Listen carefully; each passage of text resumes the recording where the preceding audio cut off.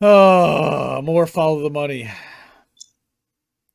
And this was in the 10/18 evening edition. Fed Chair Jerome Powell sold over $1 million in stocks right before the crash. Of course he did. And which crash was that? October 1st of 2020. First. This was just last year. Mm. Again, you're talking about a member of the All-Star team, Sharon Zhang, Truthout. She's fantastic. Love her to pieces. She's great. Why isn't this blowing up? This should be because I wasn't on there. Now we can read it a little bigger. So, Fed Chairman Jerome Powell sold between 1 million and 5 million worth just before the crash last year, according to new disclosure filings reviewed by the American Prospect. Powell's massive sale came on October 1st. As the month went on, the Dow dropped by nearly 6% or 1,600 points. Almost like he had some idea what was coming. He had communicated with Steve Mnuchin 4 times on the day of the sale.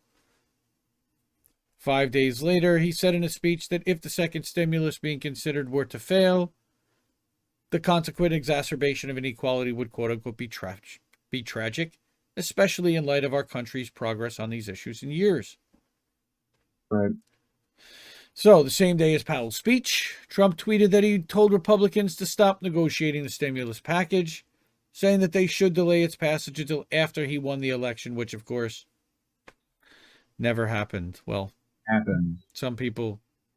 a lot of people still debate whether that actually happened or not. We do not. We acknowledge that that Joe Biden is the president.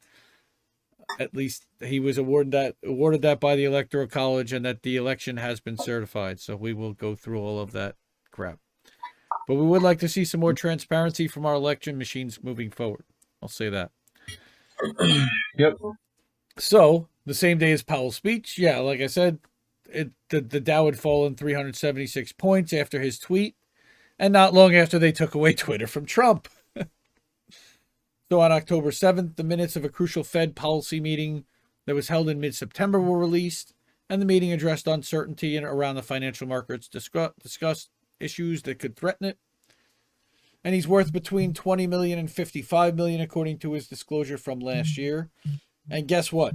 Everybody that was worth between 20 and 55 million before their disclosure, they're worth probably close to double that right now. Yes. It's unclear if his October stock trade broke any laws. Likely not. I think that he would have been careful enough not to do that. But then again, this was in the Trump era where they could pretty much get away with anything, and they have. They've been pretty much free from repercussions so far of any crimes or wrongdoing that I've seen. The only person that's gone to jail from the Trump era was Daniel Hale.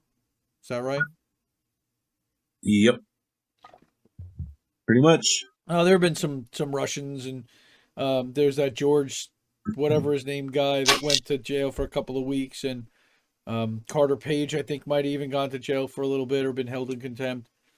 I'm curious as to what they're going to do with Steve Bannon. I know that he was held in contempt by the House recently. Right. But as Fed chair, he not only has an enormous amount of insider knowledge about the financial markets, but also has sway over the laws governing those markets. He's faced scrutiny from Elizabeth Warren, who called him a dangerous man because of his record of being soft on banks. So again, another scandal rocked the Fed.